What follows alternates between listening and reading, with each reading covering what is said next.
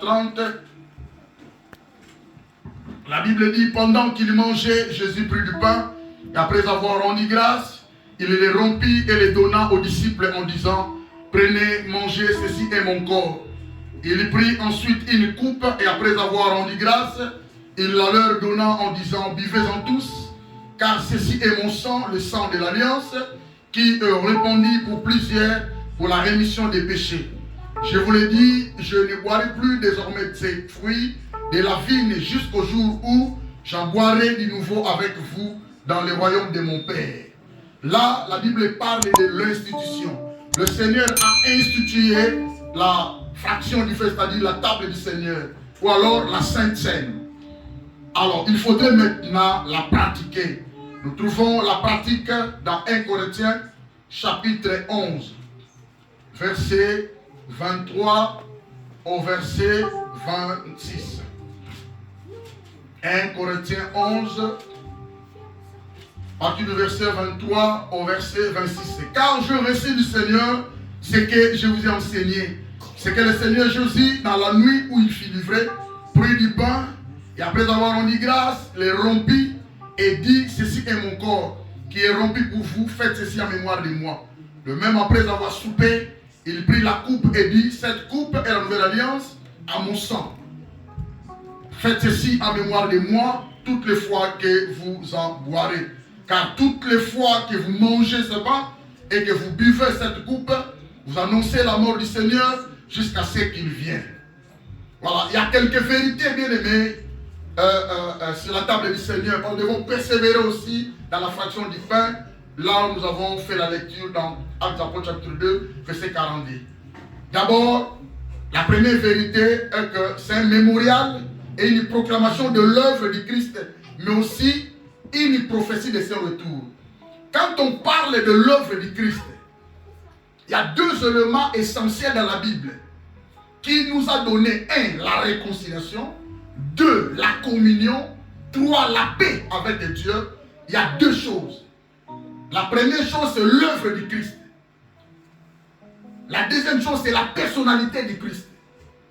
En ce qui concerne la personnalité du Christ, on voit Christ dans deux personnalités. Il a la personnalité humaine.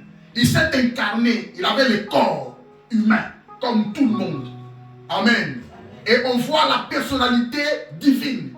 Ces corps-là portaient la divinité, portaient Dieu. En lui, habitant corporellement toute la plénitude de la divinité. Il était Dieu, 100%, homme 100%. Nous acceptons cela au christianisme. Amen.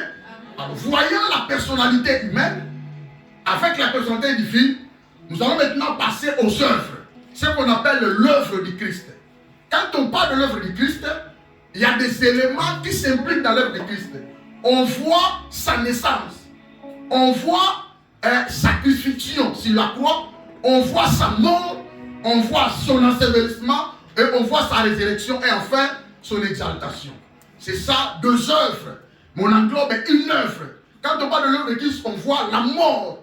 Il a été crucifié, mourir sur la croix à notre place et à ma place. Quelqu'un me comprend? Il était mort d'abord pour nous, deuxièmement pour notre place. Parce que notre péché ne peut pas être impuni. Il faudrait être puni. Mais lui, il a pris notre place. Au lieu de laisser comme ça, il est allé aussi mourir à notre place. Le châtiment qui tombait sur lui nous a accordé la délivrance. Quelqu'un me comprend? C'est-à-dire, quand nous participons dans la table du Seigneur, on pense à ce que le Seigneur avait fait comme l'œuvre, c'est-à-dire mémorial, et une proclamation de l'œuvre du Christ, mais aussi une prophétie de son retour. Quand on fait cela, on annonce deuxièmement son retour. Le Seigneur doit venir, parce que nous ne faisons pas un travail en vain. Quelqu'un me comprend? Il y a un temps pour tout. On a accédé au christianisme, mais il y aura la fin. Le Seigneur viendra récupérer les saints dans les airs. C'est là où on parle de l'enlèvement des saints. Quelqu'un me comprend? Alors, quand on dit mémorial, c'est-à-dire on pense à ce que le Seigneur avait fait à la croix, on proclame l'œuvre de Christ, c'est-à-dire l'action de proclamer, l'action de publier. Devons annoncer cela aux gens. C'est un travail que nous allons faire cette année, bien-aimés. Nous devons évangéliser. Nous devons dire aussi aux gens que le Seigneur a été crucifié pour vous. Il est le signe de l'humanité, le signe de Dieu pour toute l'humanité. Il y a un signe que Dieu avait envoyé sur la terre, c'est Jésus, qui devait mourir pour toute l'humanité. Quelqu'un me comprend? Amen. Alors, quand on participe, quand on persévère dans la fraction du pain, dans la table du Seigneur, c'est un acte d'obéissance à un commandement. Parce qu'il a dit, faites ceci en mémoire de moi. N'oubliez pas l'impératif. Faites, faisons, faisez. Quelqu'un me comprend? Faites ceci en mémoire de moi. C'est-à-dire qu'il nous impose. Ce sont des expressions grammaticales qui nous imposent le commandement, l'obéissance, le respect des choses. C'est-à-dire un commandement, nous devons obéir à ça. Parce que nous appartenons à celui qui nous a créés. Et quand on passe à la table du Seigneur, c'est la fête des familles. Je vous ai déjà expliqué, nous sommes une famille. La famille signée Bendanaka, mais Katanakati. Évitons des rancines. Évitons d'être des haineux. Évitons d'être des calomniateurs. Parlons la vérité. Il faut qu'il y ait la justice au milieu de nous. Alléluia. Évitons l'hypocrisie, ce n'est pas bien. De double face. Ou alors tu veux, ou alors tu ne veux pas. Tu es libre. Quelqu'un me comprend? Nous devons éviter cela. Ce sont des choses qui n'arrangent pas l'église, qui ne bénissent pas l'église. C'est une fête de famille. On appelle l'avant-goût des noces de notre l'agneau. Parce que nous aurons la fête des noces. Nous aurons le mariage. L'église est le corps. Mais la tête ne se trouve pas ici. La tête se trouve au ciel. À la droite du Dieu le Père, dans le trône de grâce. Il est en train d'intercéder pour les corps. Mais on va faire la fête, on va se réunir. La tête et le corps seront un. Quelqu'un me comprend? Et puis quand on va se réunir avec le Seigneur jusqu'à la fin. Il n'est pas dit que le Seigneur va nous quitter. Quand on se réunit le corps et la tête, on se réunit, c'est pour toujours, jusqu'à la fin. Quelqu'un me comprend? Déjà, quand tu te réunis avec le Seigneur, tu es sous le feu. Parce que là. Si vous comprenez la religion, la différence avec la religion. Quelqu'un me comprend? Parce qu'ils ont dit, dans la religion Moussouana, pendant le jugement, il y aura des naîtres qui ne sont pas sauvés, qui sont sauvés. Non, ça va naître. Non, ça ne marche pas. Il y aura des gens qui iront directement en enfer. Il y aura des gens qui seront sauvés. Non. Le Lukuta. Alléluia. Il n'y a que deux personnes. Ou alors tu es un enfant de Dieu sauvé, ou alors tu n'es pas un enfant de Dieu. Car Dieu est le Père de tous ceux qui ont le Fils en eux. Si tu veux devenir fils de Dieu, entre dans le royaume. Accepte Jésus. Quelqu'un me comprend? Donc, puisqu'il y a un seul pain, nous qui sommes plusieurs, nous formons un seul corps, car nous partons tous à un même pain. Nous sommes une famille. Amen. Donc, cela nous exige, bien aimé, un cœur bien préparé. Je veux que tu puisses préparer ton cœur. C'est la dernière table du Seigneur. C'est par cette table que nous allons quitter la journée d'aujourd'hui pour accéder déjà demain, le 1er janvier. C'est pourquoi nous vous avons appelé à participer à cela. C'est très important.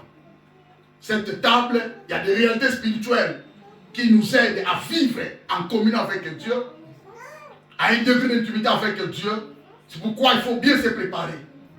Allez se sanctifier, bien-aimé. Ta conscience doit être bien éclairée, propre. Quelqu'un me comprend? Amen. Les conséquences sont réelles. Dans le sang, il y a la vie que le Christ avait donnée. Nous qui nous a délivrés de la puissance des ténèbres. Le pain symbolise le corps de Christ. Et nous voulons manger le corps et boire son sang. Cela va nous aider à progresser avec l'intimité avec notre Dieu. Et cela va consolider aussi entre nous de l'Église parce que c'est la fête de la famille. Après avoir mangé ça, nous allons maintenant manger Penza très très bien. Et quelqu'un me comprend? C'est très important pour nous. Prépare ton cœur pour le Seigneur. Un cœur ne peut pas être indifférent avec Dieu. Ton cœur doit être uni avec le Seigneur. Un cœur doit avoir de la révérence. Il ne faut pas venir de la personne avec un cœur irrévérencieux. Non. C'est-à-dire un cœur qui manque de révérence, de respect envers Dieu. Non, ne fais pas comme ça. Donc, sanctifie-toi, bien-aimé. Dis, Seigneur, aie pitié de moi, de ce que j'avais réalisé par rapport à mes actes, par rapport à mes tensions, mes comportements.